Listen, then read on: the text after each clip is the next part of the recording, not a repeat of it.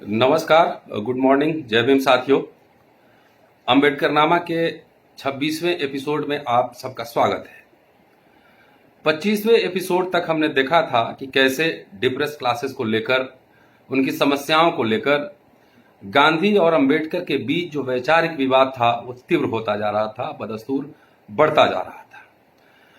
8 अक्टूबर के भाषण में अंबेडकर ने यह स्पष्ट कर दिया था कि भारत में अगर अस्पृश्य का, डिप्रेस क्लास का कोई प्रतिनिधि, सच्चा प्रतिनिधि है तो वो डॉक्टर अंबेडकर ही है।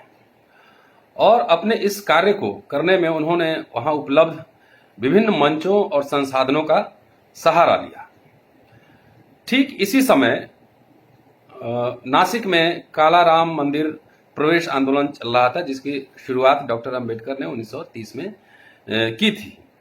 लेकिन इस समय तक 1931 के अंतिम दिनों और 32 के शुरुआती दिनों तक यह आंदोलन बहुत ही तीव्र हो चला था और अंबेडकर के सबसे सहयोगी और विश्वास पात्र भाऊराव गायकवाड़ और डिप्रेस क्लास के नेता रणकांबले तथा पतित पावन दास के नेतृत्व में नासिक में तकरीबन 5000 लोग एकत्रित हुए थे। इस आंदोलन की खास बात यह थी कि इस आंदोलन ने अस्पृश्यों के प्रति जो हिंदुओं का व्यवहार है उस धारणा को बेनकाब कर दिया था और दुनिया के सामने उनका असली चेहरा उजागर कर दिया था कि आखिर ये जो उच्च जातीय हिंदू हैं अस्पृश्यों के बारे में क्या सोचते हैं। यह घटना का प्रभाव इंग्लैंड में भी पड़ रहा था और इतना प्रभाव इतना व्यापक था और इसको इतना शर्मनाक घटना मानते हुए हिंदू महासभा के नेता डॉक्टर मुंजे ने भारत के हिंदुओं से अपील की कि अस्पृश्यों के उनके जो सिविल राइट्स हैं, जो नागरिक अधिकार हैं और जो धार्मिक अधिकार हैं उससे वंचित न किया जाए। आपको याद होगा, इस पे तो खैर कालाराम जो मंदिर आंदोलन है, प्रवेश आंदोलन है, इस पे हम अलग से विस्तार से इस पे सीरीज चलाएंगे। लेकिन आपको याद होगा कि 1930 से ही के पहले चरण से ही आंदोलन तेज हो गया था और मंदिर के दरवाजे बंद कर दिए गए थे, कोर्ट में मुकदमा भी था, ये सब साथ साथ चल रहा था। सो देखिए, साइमल्टेनियसली एक ही साथ दोनों घटनाएं हो रही है। एक तरफ भारत में आंदोलन तेज हो रहा है कि हम मंदिर जाएंगे, मंदिर प्रवेश आंदोलन। दूसरी तरफ अस्पृश्य जो वर्ग हैं, जो डिप्रेस क्लासेस हैं, इनके दावों को पुख्ता करने के लिए Ambedkar second round table conference में अपनी बात रख रहे थे। तो दोनों घटना एक साथ चल रही। तो इसलिए ऐसे वक्त में, इन वक्त पर अपने साथियों से यह सहयोग पाकर, इस सत्याग्रह का सहयोग पाकर अंबेडकर बहुत ही खुश हुए कि वो इंग्लैंड में यह बात बताने में सफल रहे, कि एक्सपोज करने में सफल रहे कि हिंदू उनके साथ किस तरह का व्यवहार करते हैं। आपको यहां यह बता दूं बहुत ही स्पष्टता के साथ कि कालाराम मंदिर प्रवेश आंदोलन बड़े उत्साह और दृढ़ता से चलाया जा रहा था। बड़ी जनसभा हुई, बड़ी रैलियां निकाली गई, प्रदर्शन हुए, लोग गिरफ्तार हुए और लोग जेल भी भेजे गए। सिर्फ किस बात के लिए? कि हमें मंदिर में प्रवेश देने दीजिए। इस सत्याग्रह और गिरफ्तारी से संबंधित खबर लंदन टाइम्स में प्रमुखता से छपी, जिसमें अंबेडकर को अपनी बात को साबित करने का बल मिला। उन्होंने कहा कि मैं तो कह ही रहा हूं कि मैं हिंदू से अलग हूं, इसलिए अगर मैं हिंदू होता तो अस्पृश्यों को मंदिर में जाने से क्यों रोका जाता। तो अपनी बात को उनको बल देने के लिए वो ताकत वहां से मिली।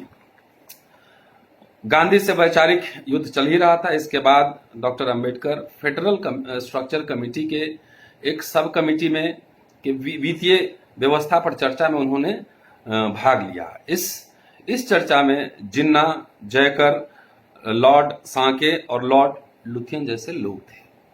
अंबेडकर ने विचारोत्तेजक और ज्ञानवर्धक भाषण दिया, उसका बहुत व्यापक प्रभाव पड़ा। तो देखिए, अर्थशास्त्र पे भी भाषण दे रहे हैं, डिप्रेस क्लास की भी वकालत कर रहे हैं, संविधान निर्माण की जो प्रक्रिया है उसमें भी हस्तक्षेप कर रहे हैं। तो तमाम काम अंबेडकर अकेले कर रहे थे।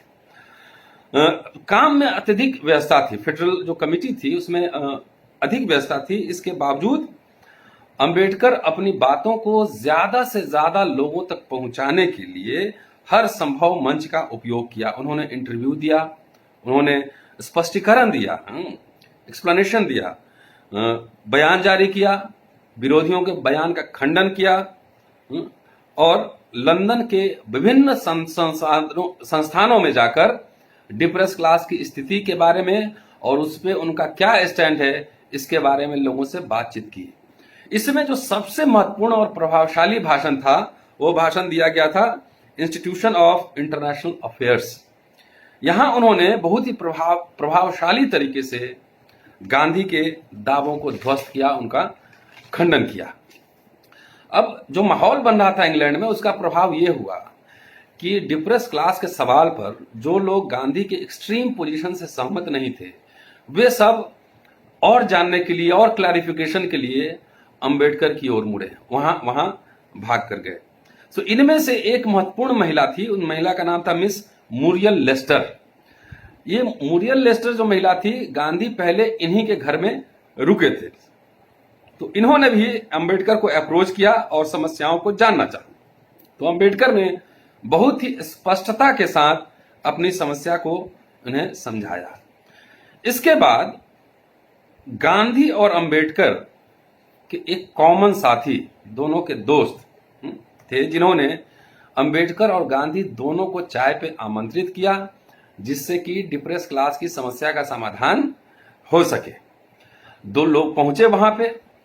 अंबेडकर, देखिए ये बड़े लोगों की एक उदारता भी होती है कि अपने आइडियोलॉजिकल जो एनिमीज होते हैं, जो शत्रु होते हैं, उनको भी स्पेस छोड़ा जाता है, तो ये सीखने की जरूरत है। वहां अंबेडकर ने यह स्वीकार किया कि गांधी ने मानवता के आधार पर अस्पृश्यता उन्मूलन और अस्पृश्यों के जीवन में सुधार के लिए उन्होंने काम किया है। लेकिन जो फंडामेंटल क्वेश्चन था अछूतों के मुक्ति का, उस पर दोनों फंडामेंटली डिफरेंट थे। मौलिक रूप से दोनों के व्यवहार में, दोनों की समझ में, दोनों के विचार में अंतर था। अन्य समस्याओं की तरह गांधी चाहते थे कि अस्पृश्यता का निवारण यह हृदय परिवर्तन का मसला है, कि हिंदुओं का हृदय परिवर्तन होगा और उससे ये अनटचेबिलिटी दूर होगी। लेकिन अंबेडकर यूरोप अमेरिका में वही पढ़े थे, वो इसको हृदय परिवर्तन का मामला नहीं मानते थे, वो समुचित भागीदारी वो चाहते थे कि उनको राजनीति में और प्रशासन में इक्वलिटी के आधार पर समुचित भागीदारी मिले। ये फंडामेंटल अंतर था जो गांधी और अंबेडकर में बाद के दिनों तक ही बढ़ा रहा। तो अंबेडकर ने उस मीटिंग में यह स्वीकार किया कि गांधी ने काम किया है। खैर, अक्टूबर, एक नया घटनाक्रम इंग्लैंड में साथ साथ चल रहा था। अक्टूबर 1931 में ब्रिटेन में चुनाव हुए, उसमें लेबर पार्टी की हार हुई और टोरी दल जो है वो सत्ता में आए।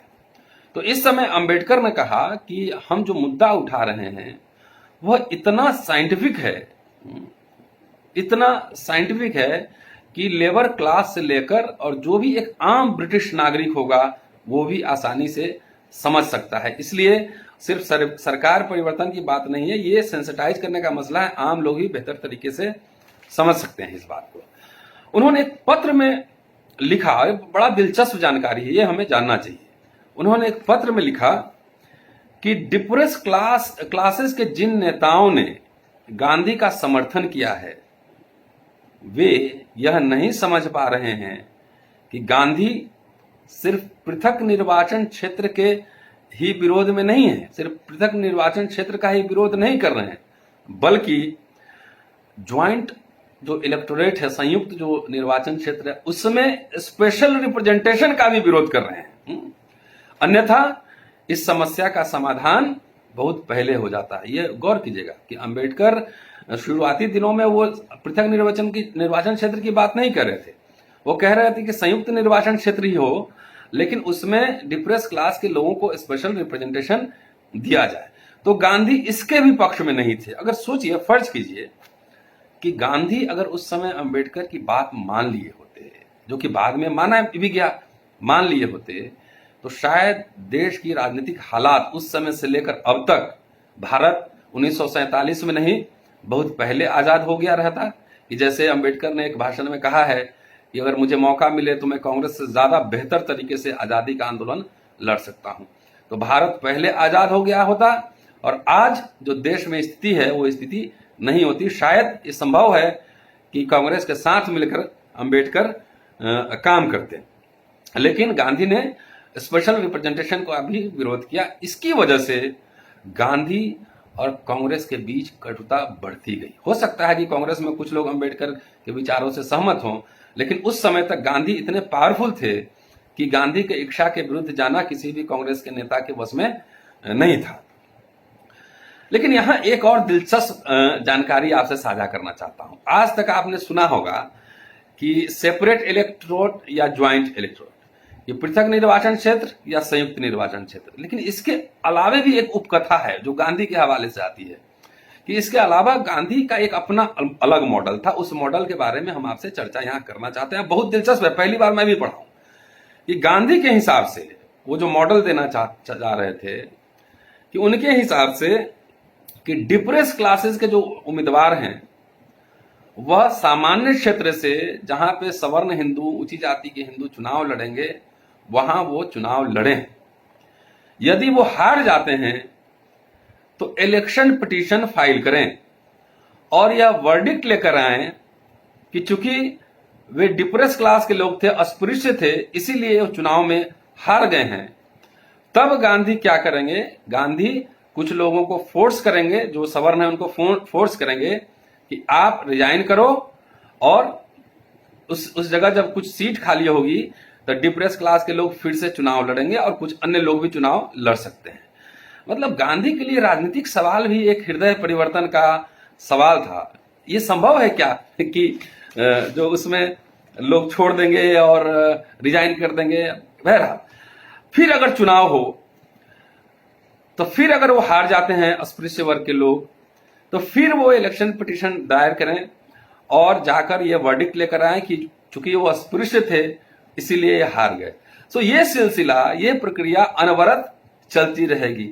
यह एक तरह का, मतलब आप समझ सकते, ये एक तरह का काल्पनिक, एक यूटोपियन विचार था कि बार बार हार जाएंगे तो कुछ लोगों को, मान लीजिए कि ऐसा हो भी जाता तो गांधी के जीवन काल में कुछ लोग हो सकता है नैतिकता के आधार पर रिजाइन कर देते, लेकिन गांधी के बाद क्या ऐसा हो पाता?